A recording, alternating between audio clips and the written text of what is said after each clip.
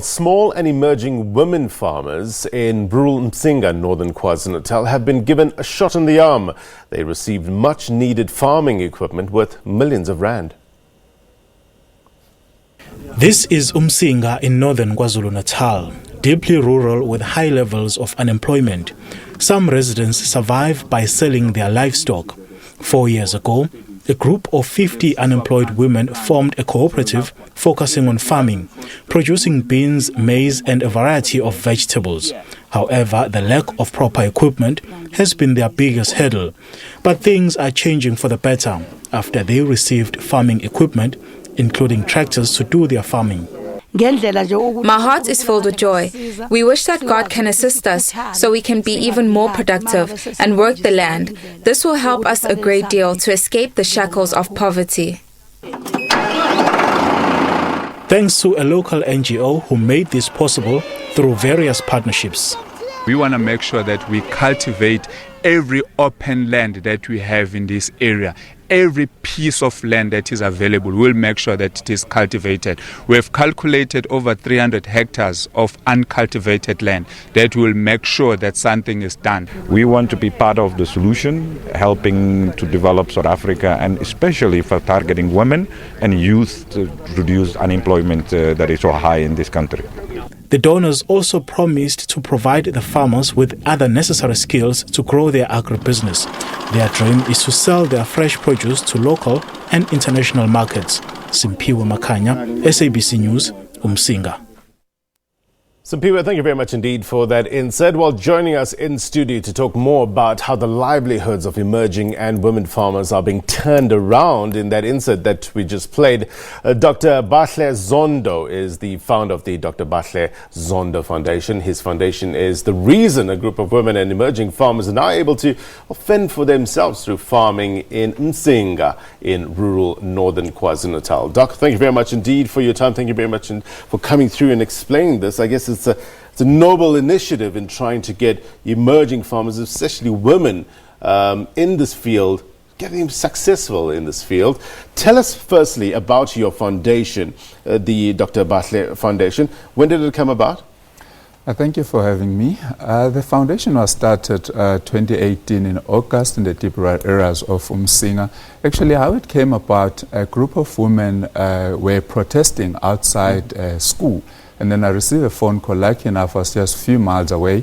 And then I went to the school and find out why they were protesting, only to learn that it was just the job opportunities. They were looking for just employment, whereby there were just two open spaces. And I said to them, but you're just over 50. So if these two women were to be removed, you still have about 50 unemployed women. So let's come up with a plan of actually assisting all the women that are standing outside here. So let's break down this plan in terms of what is prioritized. It's skills development as well as funding. Is that the two main areas? Yes, it is, definitely, because as they are there, we had to make sure that they get equipment, they get skills, and then they get funding to start their crop farming. Yes. What sort of equipment are we talking about? We're talking about tractors with the implements. We're talking about seeds that are required because the land is available. So these farmers, they are subsistence farmers? No, they're just emerging farmers because we try to make sure that we don't remain just small farmers, but we become emerging farmers. So they're starting from scratch, but remember, we didn't know much about farming, so we had to actually get people with the expertise and the skills to assist our women. So talk to us a bit more about your foundation and where do you get the capital in order to fund these emerging farmers? Dr Bahle Zondo Foundation is 100% funded by Amahle Benefit Scheme, which is one of the companies I own. We haven't received any funding from any other companies. The companies that are involved on the project now are more on the skills development, and they are mentoring us. If we look at companies like DAS, which is Drakensberg Agriculture Supply, as well as Aqua, the big company that manufactures Msinga and all the fend tractors. We were just talking off air, and you are a pilot by profession. Where does the passion for farming come from? Yes, I'm a commercial pilot. I fly fixed wing as well as aeroplanes, but farming, we grew up in the deep rural areas of Msinga, whereby farming was actually our daily bread. So we were raised in a family of farming and the community at large.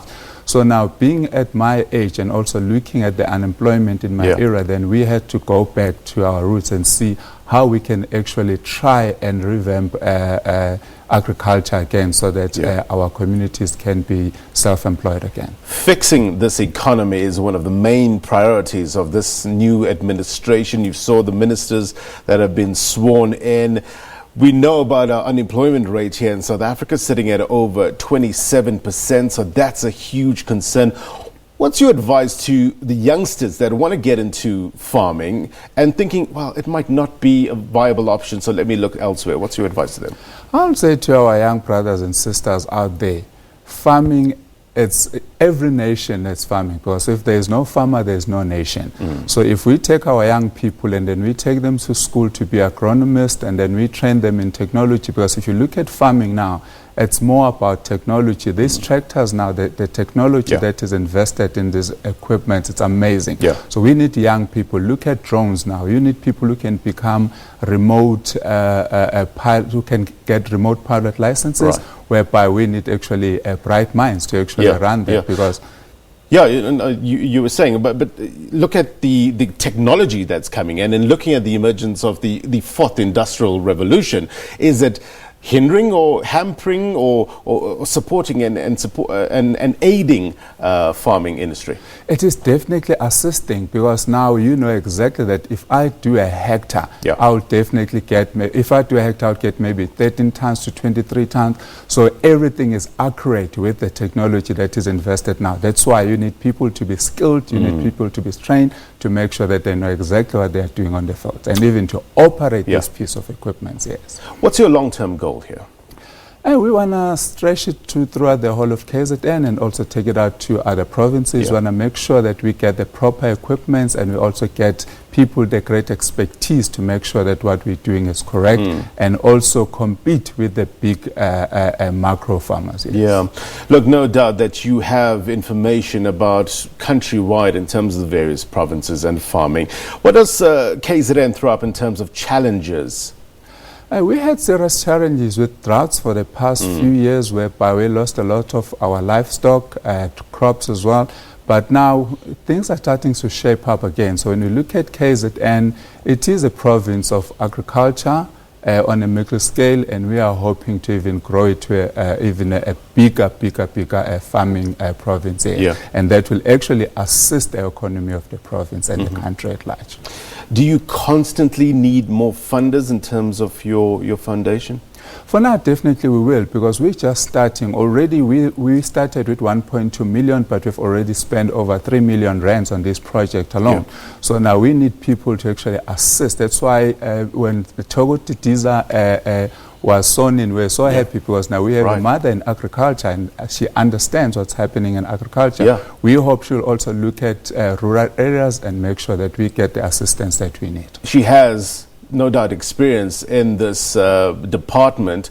So you're confident in her abilities in order to bring about change in this sector? Very confident indeed, because if you actually give the woman such a position, she knows how is it like to have a starving child at home. So if she will have that in mind, definitely I'm certain that she will do what is best for our country.